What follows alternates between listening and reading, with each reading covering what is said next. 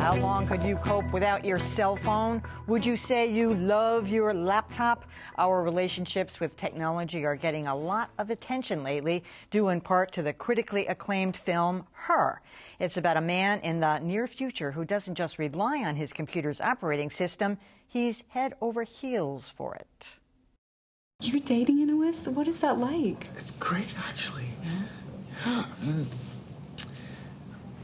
I feel really close to her. Like, when I talk to her, I feel like she's with me. Are you falling in love with her? Does that make me a freak? So a lot of people don't think this film is so far-fetched. WGBH arts editor is here, Jared Bowen.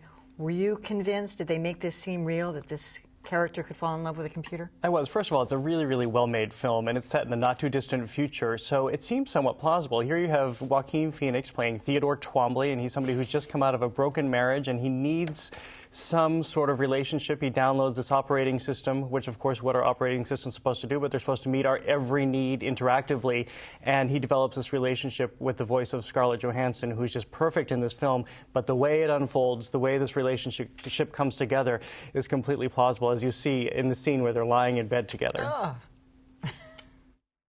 Last week, my feelings were hurt by something you said before, that I don't know what it's like to lose something, and I found myself... I'm sorry I said that. No, it's okay. It's okay. I caught myself thinking about it over and over, and then I realized that I was simply remembering it as something that was wrong with me. That was a story I was telling myself, that I was somehow inferior. Isn't that interesting? The past is just a story we tell ourselves. So wait, they weren't in bed. I was just thinking, that's a scene, we couldn't show you the rest of it, so that's, of course, where they're on the subway, but you see how easy it becomes. He just has this little earpiece. It becomes a very naturalistic romance. All right, I'm going to bring another voice into this conversation. Sherry Turkle teaches the social studies of science and technology at MIT. She's also the director of the Initiative on Technology and Self, and, of course, the author of Alone Together, Why We Expect More from Technology and Less from Each Other. This is right up your alley, Yes. Sherry. Now, you've already admitted you've seen the movie several times. Yes. Do you find it plausible? I don't think the movie is plausible because I don't think we're going to have an artificial intelligence that does what she does. But what was plausible? I mean, feels. Feels. But what was plausible is how ready the people are to accept a machine that can love them. Because this is a society, and this is what I was so struck by, where his job is to write love letters for other people.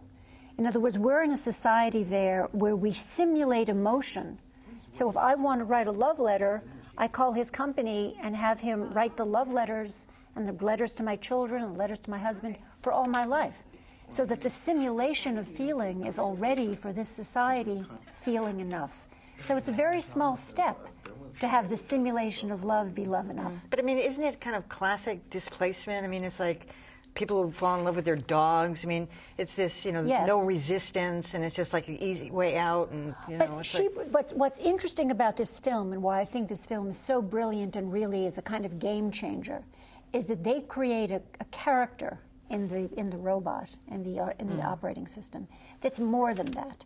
It's not just that he's having a kind of projective relationship with where he's doing all the work and projecting. She really becomes the Scarlett Johansson character really becomes a full-bodied creature. And that's my problem with the movie in terms of realism, is that for years philosophers have been arguing that robots can't love us and we can't love them because they will not have had our human embodied experiences. And he asks for a human voice in his operating system, but he gets a woman coming out of that operating system. I have not seen the movie, so I'm going to go right to the heart of this question. Okay, you know what I'm going to ask. I'm not going to tell you the end. No, not the end, but I mean, normal relationships consummate in some form or other. Right. I mean, does it happen there?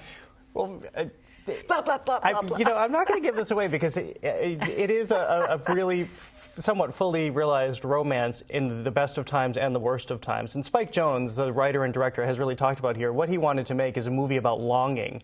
I mean, we all need some sort of companionship, he argues, and his argument is in the future, especially with technology, we'll go to any length and make any exceptions. But I think it also gets at our narcissism that his character is somebody who's completely content to be with somebody who meets his every needs, and he doesn't necessarily have to reciprocate. Right.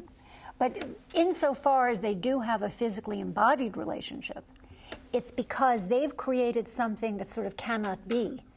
That she is a voice and an artificial intelligence that knows about and can experience and desire physical love. And that's the sense in which the movie kind of jumps right over all of the sort of problems of artificial intelligence, that they've created something that doesn't have a body, but that in every sense has a body. Sounds great. Sign me up. Sign up. But the key to the film, I'm just saying, the key to the film for me, and I don't know if you agree, is that in the end, and tiny spoiler alert, the key to the film in the end is that she's not particularly, and the reason I think we need to stick with people in the end is that she's not particularly interested in the little problems of people. Oh. She has other fish to fry. Yeah, well, I think that's true, but I think what also is really resonant here is that he's jumped off from things like chat rooms and online conversations. You never thought you'd go to actually meeting somebody or marrying somebody from these anonymous conversations. All right, fun. All right, Jared Bowen, Sherry Turkle, I am going to see this. It's great.